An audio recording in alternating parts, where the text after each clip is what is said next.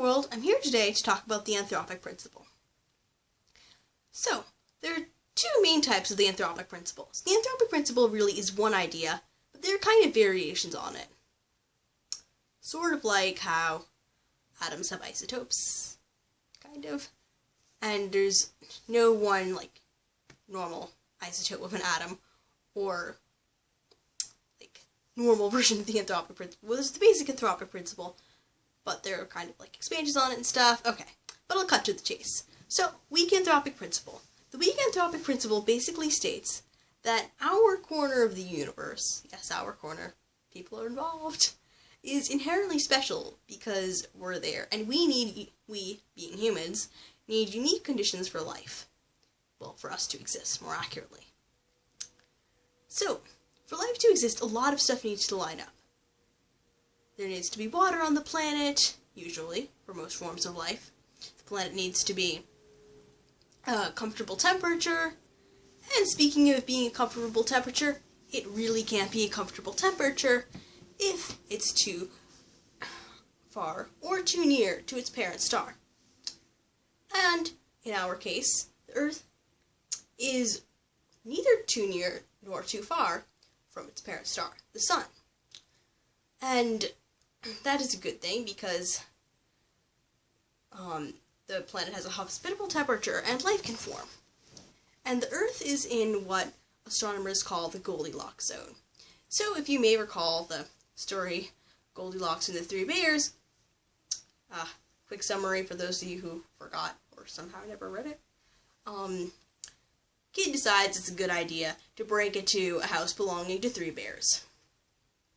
And in the story, she starts by having 3 bowls of porridge, and only one of them is a satisfactory temperature, not too hot or not too cold, and similar things happen, just not with porridge. But because of this, astronomers refer to that perfect area, not too near, not too far from a parent star, as the Goldilocks zone. Very cute. Yay, astronomers teaching Latin for once. Pronounceable names, woohoo! No, I should not bash Latin, even if it's hard to pronounce. Getting back though. So, in the weak Anthropic Principle, it basically says we're special because there's life. So this kind of relates to the Goldilocks story, which may sound insane at first, but hear me out. So, in the Goldilocks story, a lot of stuff needed to line up for Goldilocks to be able to break into the bear's house.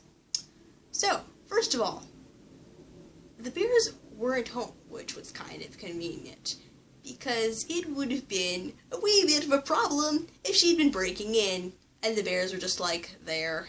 Yeah, it would not have gone over well for Goldilocks. And also, she was able to get into their house. What if they had a challenging lock or something? Or let's say this took place in modern day times, if they had a security system. Houses with good security systems, just for the record, if you're breaking into them and you don't know what you're doing, you're Goldilocks, you'll have a problem very fast. But my point is, so just like how the Anthropic Principle states that the universe is, the weak Anthropic Principle, means that the universe is, our corner of the universe is special, because life is there. Because life is there, and more importantly, that life requires unique conditions. That ties into Goldilocks' story because a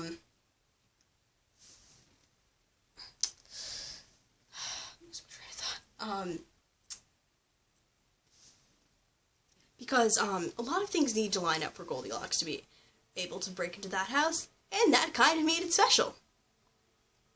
So, this brings us to the strong Anthropic Principle. So, the strong Anthropic Principle basically says, hold on, I'm going to read the fancy definition, that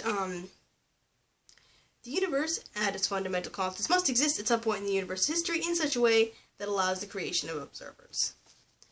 So, for the universe to be observed, it obviously needs something to observe it.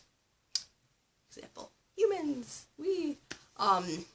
and of course, humans can't just pop out of nowhere in totally horrible conditions.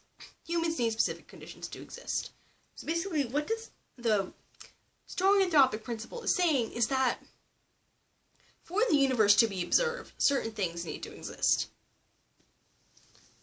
So, it's sort of like people knowing the Goldilocks and the Three Bears story. So the primary purpose of the Goldilocks and the Three Bears story is to teach kids morals and what's right, what's wrong, and what's going to get you in a ton of trouble, and all that stuff. But if certain things hadn't happened in that story, then we wouldn't be teaching it. For instance, if things had turned out fine for Goldilocks, the bears had never come home, and she just somehow ended up partying in that house for the rest of her life, we wouldn't really be teaching that story, because it's basically telling kids, yo, it's a good idea to go break into a house belonging to potentially vicious animals, and, it'll turn out all fine. Or if maybe Goldilocks hadn't found any of the bowls of porridge to be satisfactory, and she just decided to leave right then and there, we also wouldn't be teaching it, because it would be a pretty short and boring story.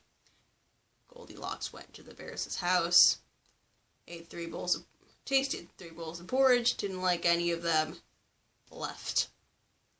Not many morals in that. I guess you could say that it's not a good idea to break into people's houses, because there's nothing useful to find.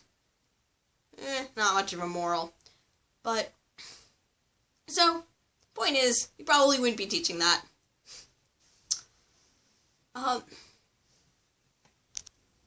So, one conclusion that both principles point to is that life is kind of a tricky thing to set up.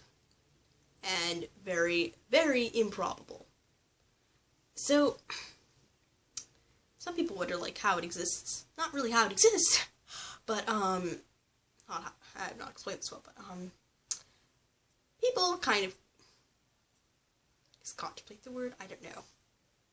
Well, scratch all that. Point is, a lot of people find that life is very rare, unlikely to exist anyplace else, and even marvel at the fact that life does exist, because of course so many things need to line up. For instance, well, not for instance, but, life is so rare that, well, this is such a long, I'm going to read off the page. At best, less than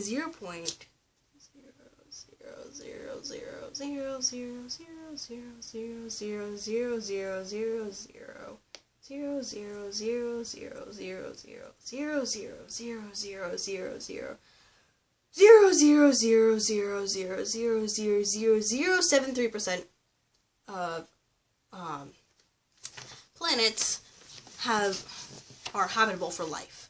Basically, what I was getting at is, life is rare and really improbable, and kind of gives rise to dilemmas and stuff. But, so one solution to this dilemma, well, there's some people, speculate that because of the anthropic principle and statistics like the one I just gave, which I really don't want to rattle off again, suggest the universe was designed for us, because so many things had to line up for us to exist, and we must be pretty darn special, so of course it was designed with us in mind. A bit of an arrogant notion, but getting back. So, another better, less arrogant way we can avoid that anthropic dilemma is through the idea of anthropic bubbles. Bubble universes. So you may have heard of the idea before that there may be more than one universe out there. There may have been multiple universes in the past. In the future, there may be other universes. And the idea of anthropic bubbles is that maybe life exists because there were so many of these universes, eventually life was going to crop up in one of them. So many big universes, a lot of time and stuff, eventually a universe with life is going to crop up. So that's one explanation. And the anthropic principle has its critics. A lot of people find it rather philosophically... that's not a word. Why did I add the E in there? And a lot of people also find that just kind of tells you what you already know. We're special, and a lot of things need to line up for life, and for the universe to be observed, stuff would have to line up. On that note, I will conclude this video. There is much more to the Anthropic Principle than what I said. So, I hope you will, whoever's watching this, will read more about it, learn more about it. Hope I didn't,